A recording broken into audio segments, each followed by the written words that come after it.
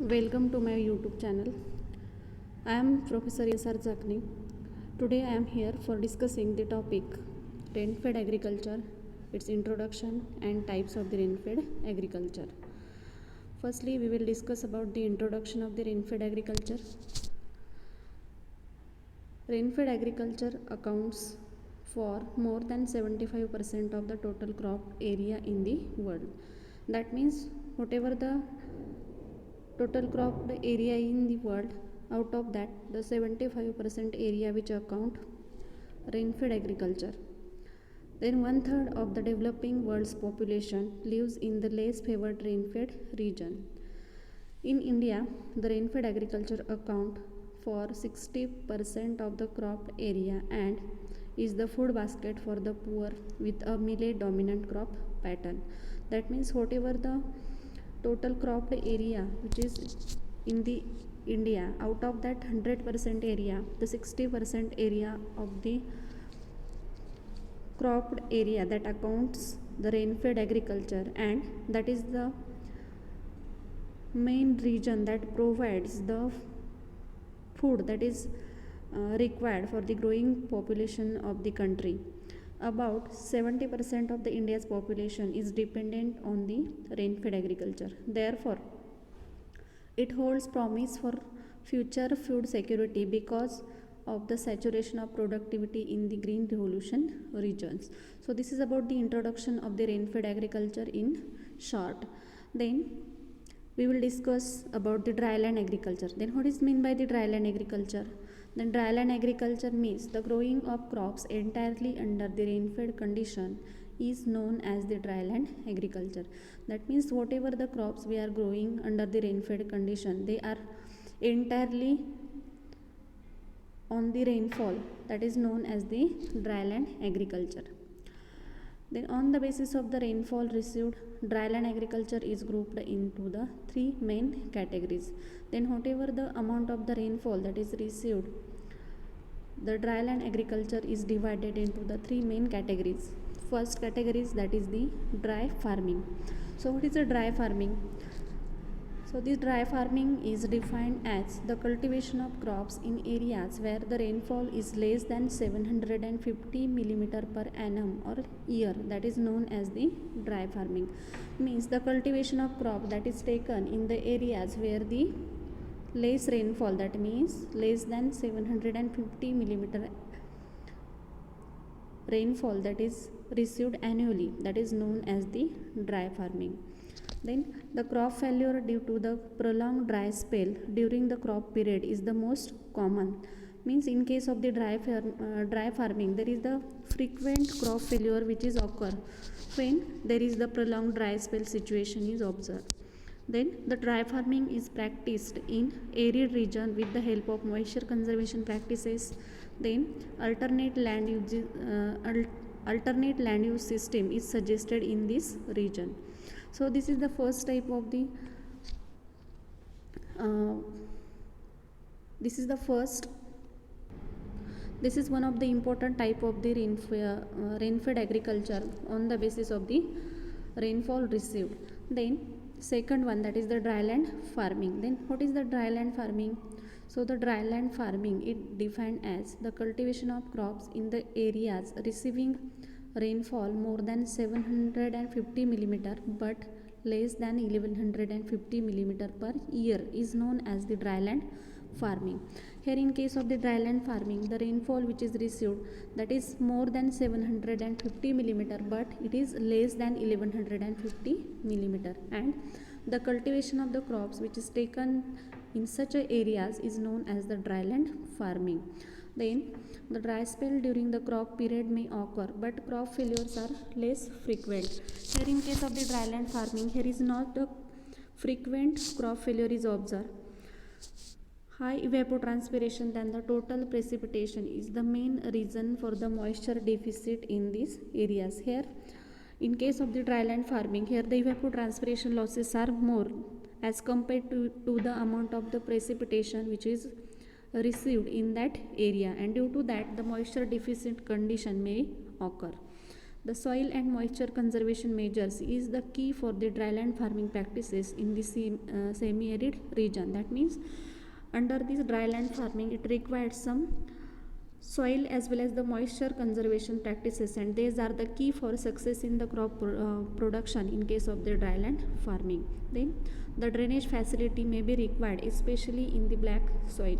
In case of the black soil, it requires the drainage facility. That means we have to remove the excess standing water in the field in case of the black soil. So this is the second dryland farming. Then third type of the rain-fed farming, that is the rain-fed farming. Then cultivation of crops in regions where the annual rainfall is more than 1150 millimeter is known as the rain-fed farming. So the amount of the rainfall that is received in the rain-fed farming, that is more than 1150 millimeter, there is a less chance of the crop failure due to the dry spell. That means there is a very negligible losses that is occur due to the dry spell. There is a adequate rainfall and the drainage becomes the important problems in the rain-fed farming. Then it is practiced in the humid region. Particularly this rain-fed farming or cultivation of the crops in rain-fed farming, that is taken in the humid regions. That means where the moisture is sufficient to take the cultivation of the crop. Then here are some distinguishing points which are given between the dryland farming and the rain-fed farming. This is the very important difference. First difference regarding the amount of the rainfall received, where in case of the dryland farming less than 800 millimeter annual rainfall is received. Then in case of the rain-fed farming, here more than 800 millimeter rainfall which is received. Then the second constituent or the differentiating point, that is the moisture availability. In case of the dryland farming, there is the shortage of moisture may occur, whereas in case of the rain-fed farming, where the enough moisture which is available for taking the cultivation of the crop. Then the next constituent, that is the growing season, whereas in case of the dryland farming there is less than 200 days growing season which is available for the crop cultivation. In case of the rain-fed farming, the growing season available, that is more than 200 days. Then the growing regions in case of the dryland farming, these are the arid and semi-arid as well as the uplands of the sub-humid and humid region. In case of the rain-fed farming, the growing regions are the humid and the sub-humid region. Then the next important constituent, that is the cropping system. In case of the dryland farming, single crop or the intercropping system which is suggested for the crop cultivation, as in case of the rain-fed farming, the intercropping or double cropping which is suggested to take the cultivation of the crop. Then the constraint regarding the dryland farming, that is the wind and water erosion, is the main problem in case of the dryland farming, as in case of the rain-fed farming, here only the water erosion is the main constraint. So these are the some differentiation, these are the some distinguishing points which are given for the dryland farming and the rain-fed farming. Then next point is the characteristics of the dry farming.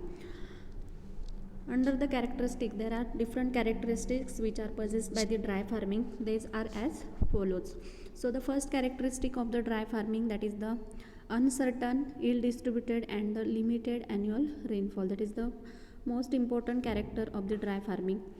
Whatever the rainfall that is received in that region, they are uncertain. Then it is not well distributed, and whatever the rainfall which is received, that is in a limited quantity. That means the sufficient amount of the rainfall which is not received in the rain-fed area.